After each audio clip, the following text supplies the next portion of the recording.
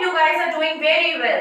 तो आज हम पढ़ने वाले हैं चैप्टर नंबर 6 लाइफ प्रोसेसेस का दूसरा पार्ट, जिसमें हम पढ़ेंगे हेटेरोट्रॉफिक मोड ऑफ न्यूट्रिशन के बारे में। इससे पहली वाली क्लास में हम ऑलरेडी पढ़ चुके हैं कि what is nutrition, autotrophic nutrition and how does our plant synthesise their food. जिन बच्चों ने ये वीडियो नहीं देखी है, ये क्लास अटेंड नहीं की थी, वो प्लीज जाके पहले इस वाली वीडियो को देखें। उस वीडियो की लिंक आपको डिस्क्रिप्शन बॉक्स में मिल जाएगी। तो आइए आगे बढ़ते हैं। हेटेरोट्रॉफिक न्यूट्रिशन ये वो मोड ऑफ न्यूट्रिशन है जिसमें कोई भी ऑर्गेनिज्म किसी डिफरेंट अदर ऑर्गेनिजम्स पे डिपेंड करता है for their nutritive needs, for their food. एक ऐसा मोड ऑफ न्यूट्रिशन है in which an organism depend on the other organisms for their food. ये जो वर्ड है हेटेरोट्रॉफिक, ये दो डिफरेंट वर्ड से मिलके बना है। पहला वर्ड है hetero and other one is trophic. Hetero word का मीनिंग होता है अनदर एंड ट्रॉफिक वर्ड का मीनिंग होता है न्यूट्रिशन। क्लियर? तो ये जो वो दोनों वर्ड्स हैं, ये कंबाइन अगर हम बोले तो हमें पता चलता है कि these are the organisms that depends on the other organisms for their food। अब हमें ये पता चल गया है कि इस मोड ऑफ न्यूट्रिशन में सभी ऑर्गेनिज्म दूसरों पे डिपेंड कर रहे हैं खाने के लिए, तो सबकी ईटिंग हैबिट्स भी डिफरेंट होती हैं। जितने भी इस अर्थ पे ऑर्गेनिजम्स हैं, सबकी ईटिंग हैबिट्स कुछ ना कुछ एक दूसरे से डिफर करती हैं, स्लाइटली डिफरेंट होती हैं। क्लियर? तो उनकी ईटिंग हैबिट्स के बेसिस पे हमने ऑर्गेनिजम्स को 3 डिफरेंट कैटेगरीज में कैटेगराइज किया है। आइए वो कैटेगरीज देखते हैं। सबसे पहली कैटेगरी जो होती है वो होती है सेप्रोफाइट्स की। अब ये जो सेप्रोफाइटिक ऑर्गेनिजम्स हैं, ये basically dead and decaying matter पे फीड करते हैं। मतलब जो भी डेड एंड डिकेइंग मैटर है या रॉटन मटेरियल है, ये जाके उस पे अपने आप को फीड करते हैं, उससे अपनी न्यूट्रिटिव नीड्स को सेटिस्फाई करते हैं। फॉर एग्जांपल बैक्टीरियाज, जो बैक्टीरिया होते हैं वो डेड एंड डिकेइंग मैटर पे जाते हैं, वहां पे अपनी न्यूट्रिटिव नीड्स को फीड सेटिस्फाई करते हैं, अपने आप को फीड करते हैं और फिर उनकी न्यूट्रिशन की प्रोसेस कंप्लीट होती है। ठीक है? अब जो सेकंड कैटेगरी है वो है हमारी पैरासाइट्स की कैटेगरी। ये वो ऑर्गेनिजम्स है जो कि फीड करते हैं किसी अदर लिविंग ऑर्गेनिजम्स को होस्ट बॉडी बना के। For example very popular mosquitoes. सब जानते हैं मॉस्किटोज हमारी ह्यूमन बॉडी पे आके अपना ब्लड सक करता है and they satisfy their nutritive needs, है ना? तो जो पैरासाइट्स होते हैं वो बेसिकली किसी लिविंग ऑर्गेनिज्म को अपनी होस्ट बॉडी बनाते हैं और उनसे अपनी न्यूट्रिटिव नीड्स को पूरा करते हैं। अब हमारी थर्ड कैटेगरी आती है हमारे होलोजोइक ऑर्गेनिजम्स। अब ये जो ऑर्गेनिजम्स होते हैं बेसिकली इनकी बॉडी में जो इंजेशन और इजेशन मतलब intake of food and excretion of food जो होता है वो बेसिकली होल्स बॉडी के थ्रू होता है। मतलब इनकी जो बॉडी होगी उसकी बॉडी में होल्स प्रेजेंट होंगे so that they can intake and excrete the food. For example human beings, जैसे कि हमारी बॉडी में माउथ के थ्रू खाना खाते हैं, that is a particular hole in our body through which we intake the food and we excrete it by the anal portion of our body। ठीक है? तो ये 3 मोड्स ऑफ न्यूट्रिशन होते हैं जिनकी बेसिस पे हमने ऑर्गेनिजम्स को डिफरेंशिएट किया है बाय देयर ईटिंग हैबिट्स। अब आगे हम पढ़ने वाले हैं कि कैसे हम ऑर्गेनिजम्स को उनकी बॉडी कॉम्पोजिशन पे डिवाइड करते हैं, बिकॉज हर ऑर्गेनिजम्स की अगर ईटिंग हैबिट अलग है तो उनका अमाउंट ऑफ फूड भी अलग होगा दैट दे इनटेक एंड उनका बॉडी कॉम्पोजिशन भी और जो डाइजेस्टिव एपरेटस होते हैं वो भी एक दूसरे से काफी डिफरेंट होते हैं। हाँ, तो जैसा अभी हमने पढ़ा था कि हर ऑर्गेनिजम्स की ईटिंग हैबिट्स डिफरेंट होती हैं, तो उनके बॉडी कॉम्पोजिशन भी डिफरेंट होता है। इसीलिए हमने ऑर्गेनिजम्स को भी 2 डिफरेंट कैटेगरीज में कैटेगराइज किया है। वो कैटेगरीज कौन कौन सी हैं? Unicellular organisms and multicellular organisms. Basically ये जो यूनिसेलुलर और मल्टीसेलुलर है हम ऑलरेडी 9th क्लास में सेल चैप्टर में पढ़ चुके हैं, एक बार रिवाइज कर लेते हैं। यूनिसेलुलर जो होते हैं वो उनकी जो बॉडी होती है वो एक सिंगल सेल से मिलके बनी होती है। मतलब जितने भी फंक्शंस है, जितनी भी प्रॉपर्टीज है, जो भी कैरेक्टरिस्टिक बॉडी में होंगी वो सब कौन परफॉर्म करता है? सिर्फ एक सिंगल सेल। क्लियर? तो अगर हम कह सकते हैं the organism that is composed of a single cells comes under the category of unicellular organisms. अब बात करते हैं मल्टीसेलुलर की। As it is very clear by the name, multi का मतलब होता है बहुत सारे and cellular means cell body. तो जिनकी बॉडी में बहुत सारे मिलियंस ऑफ सेल्स प्रेजेंट होते हैं वो किस कैटेगरी में फॉल करते हैं? मल्टीसेलुलर की कैटेगरी में फॉल करते हैं। यूनिसेलुलर में हम एग्जांपल ले सकते हैं अमीबा का और मल्टीसेलुलर में हम एग्जांपल लेते हैं ह्यूमन बीइंग्स का। ठीक है? तो अब इन दोनों की बॉडी जैसे कि इनका कॉम्पोजिशन ही डिफरेंट है तो इनके डाइजेस्टिव सिस्टम्स भी डिफरेंट होते हैं, इसलिए इनके डाइजेस्टिव ऑर्गन्स इनका डाइजेस्टिव ट्रैक्ट, ये दोनों ही एक दूसरे से डिफर करता है। बट जो इनकी जो डाइजेशन की प्रोसेसेस होती हैं वो सिमिलर होती हैं स्लाइटली एक दूसरे से, ठीक है।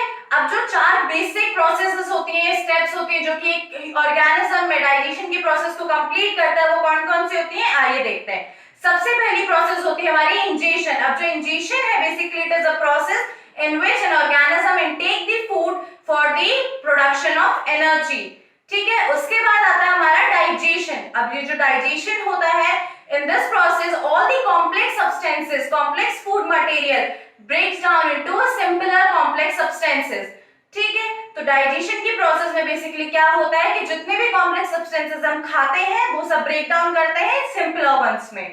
फिर आती है थर्ड प्रोसेस, वो होती है एब्जॉर्प्शन की। अब एब्जॉर्प्शन में क्या होता है, जो भी अमाउंट ऑफ फूड हमने डाइजेस्ट किया वो एब्जॉर्ब होगा for the production of energy. The amount of food that has been digested is being absorbed by the cell organelles for the utilization. And last process is egestion, जिसमें excretion होता है all the unwanted toxin substances का। ये जो 4 processes हैं ये हर type के organisms में हमें मिलती हैं, वेदर दे आर यूनिसेल्युलर और मल्टीसेल्युलर। क्लियर? तो अब हम सबसे पहले पढ़ेंगे यूनिसेल्युलर ऑर्गेनिजम्स की बॉडी में कैसे डाइजेशन होता है। हाँ, तो अब बात करते हैं कैसे हमारा अमीबा अपनी बॉडी में डाइजेशन की प्रोसेस को कंप्लीट करता है। ठीक है, सबसे पहले एक बार रिकैप कर लेते हैं कि अमीबा बेसिकली होता क्या है। वैसे तो हम पढ़ चुके हैं क्लास 9th में, बट फिर भी एक बार रिकैप कर लेते हैं। बेसिकली अमीबा की जो बॉडी होती है वो कुछ हद तक सिमिलर होती है स्लाइम से। स्लाइम जानते हैं सब लोग, स्लाइम जिससे आजकल हम लोग काफी खेलते हैं, है ना। तो जो अमीबा की बॉडी होती है बेसिकली उसका कोई डेफिनिट शेप साइज कुछ भी नहीं होता है। It is something like very movie and motile object, ठीक है, जो कि किसी भी शेप और साइज में चेंज हो सकता है अपनी बॉडी के लोकेशन के अराउंड, सराउंडिंग्स के अकॉर्डिंग, ठीक है। उसकी बॉडी में 3 सबसे इंपॉर्टेंट स्ट्रक्चर्स होते हैं जिनको हम बोलते हैं स्यूडोपोडिया। ये जो आउटर कवरिंग आप लोग देख रहे हैं अमीबा की बॉडी पे, इसे हम बोलते हैं स्यूडोपोडिया। अब ये जो स्यूडोपोडिया बेसिकली ये हेल्प करता है अमीबा की बॉडी को मूव करने में, लोकोमोशन में, क्योंकि अमीबा के कोई हैंड्स, फीट, फुट कुछ नहीं होता है, तो वो उसकी बॉडी को जब मूवमेंट करना होता है तो वो किसकी हेल्प से करता है, स्यूडोपोडिया की हेल्प से करता है। Pseudopodia is also known as the first feet of the unicellular organisms, ठीक है। फिर आता है हमारे ये जो सर्कुलर स्ट्रक्चर आप लोग अंदर देख रहे हैं, इसे हम बोलते हैं न्यूक्लियस। जैसे ह्यूमन बॉडी में ब्रेन होता है, ऐसी सेल बॉडी में, यूनिसेल्युलर ऑर्गेनिजम्स की बॉडी में क्या प्रेजेंट होता है, न्यूक्लियस प्रेजेंट होता है, जो कि बॉडी की फंक्शनिंग को हेल्प करता है, ठीक है। और इसके बॉडी में एक फ्लूइड प्रेजेंट होता है जिसे हम बोलते हैं साइटोप्लाज्म। ये जो basically cytoplasm it is enzyme and chemical field liquid, thick jelly like liquid, जो कि इसकी बॉडी में फिल्ड होता है और फर्दर डाइजेशन की प्रोसेस में हेल्प करता है। तो सबसे पहली प्रोसेस जो कि अमीबा की बॉडी में स्टार्ट होती है ड्यूरिंग डाइजेशन की प्रोसेस, वो होती है ingestion. Basically ingestion is a process through which amoeba intakes the food. अब जब अमीबा को इनटेक करना होता है फूड को, तो वो क्या करता है, अपनी बॉडी के प्रेजेंट स्यूडोपोडिया की हेल्प से 2 हैंड लाइक स्ट्रक्चर बनाता है। देख लेते हैं एक बार हम यहाँ पे, ये जो हैंड लाइक स्ट्रक्चर आप देख रहे हैं ये स्यूडोपोडिया बनाता है, और ये मान लीजिए आपका फूड पार्टिकल है। अब इसको ग्रैब करने के लिए ये अपनी बॉडी को इस टाइप से बंद कर लेता है। बंद करने की वजह से यहाँ पे एक वेकेंट स्पेस क्रिएट हो जाती है जिसको हम बोलते हैं फूड वैक्यूल।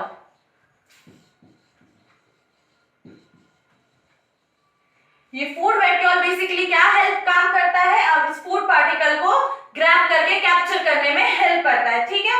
जैसे ही फूड पार्टिकल इसके अंदर आके कैप्चर होता है, ये फूड वैक्यूल डिसअपीयर हो जाता है और जो पार्टिकल है वो बॉडी में सेकेंड प्रोसेस के लिए फर्दर मूव कर जाता है, दैट इज आवर डाइजेशन।